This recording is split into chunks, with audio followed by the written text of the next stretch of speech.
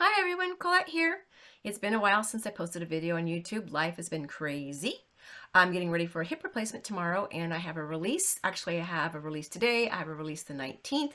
I have a release the 18th. And then I have a release in December. So life is very, very busy. I want to read you an excerpt from Minuet at Midnight, Chronicles of the Westbrook Brides, Book 6. That is my October 19th release. I'll have all the links and stuff in the description along with the blurb for you so you can order your copy if you'd like to do that. Also, I'd love to have your comments. If you like me reading these, let me know and I will try to do it more often. I try to do it for each book, but it doesn't always happen because, as I said before, life gets kind of crazy. Anyway, without any further ado, let me put my glasses on and I will read this. By the way, I talk fast, I read fast. I'm probably going to mumble some of the words or stumble over them, so please forgive those errors. Minuet at Midnight, Chronicles of the Westbrook Brides, Book 6. Miss McKessick focused her distracted gaze, now slate-colored with distress.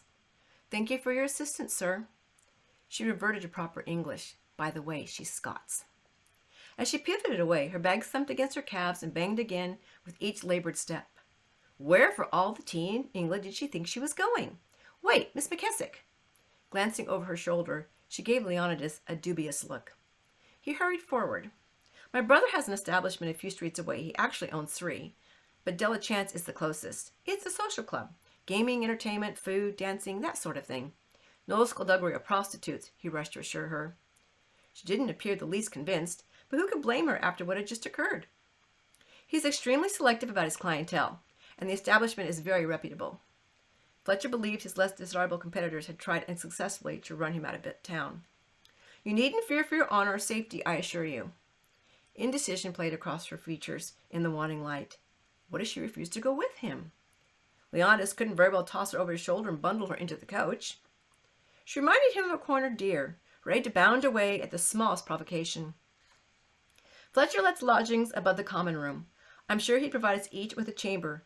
Leonidas slid a glance to the coach. Excellent. Baldwin and Farrell had returned and begun securing his belongings once more. A grin played around the corners of his mouth when he considered Shannon Wayford's reaction when the wave-faced reprobate awoke in the middle of the Atlantic. It was better than the buggering Ponce deserved. "I haven't funds to pay for lodging." Humiliated rendered Miss McKessick's words formal and stiff, but the proud tilt of her chin and squared shoulders belied defeat. "Have you any serving experience?" Leonidas asked. "My brother's always looking for reliable help."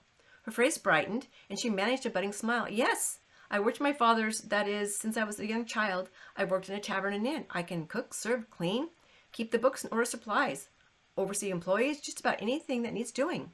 "Perfect!" Leonidas took her bags and headed towards the coach. After a moment's hesitation, she fell into step beside him.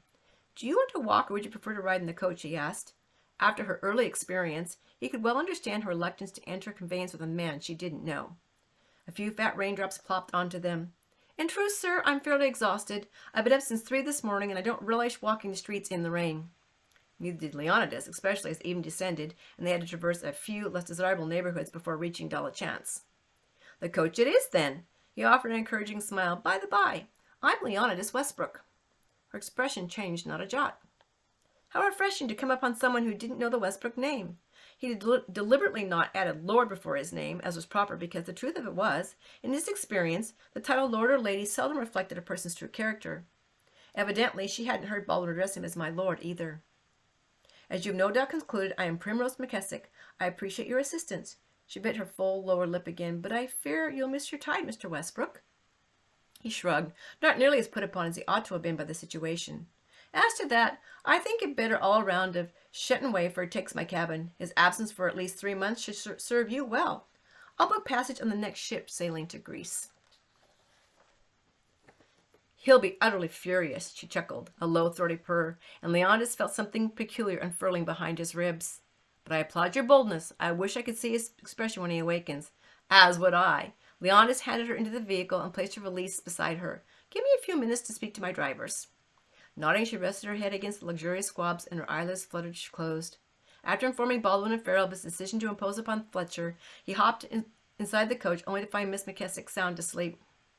"You are far too trusting, Miss McKessick," he murmured as he settled into the opposite bench.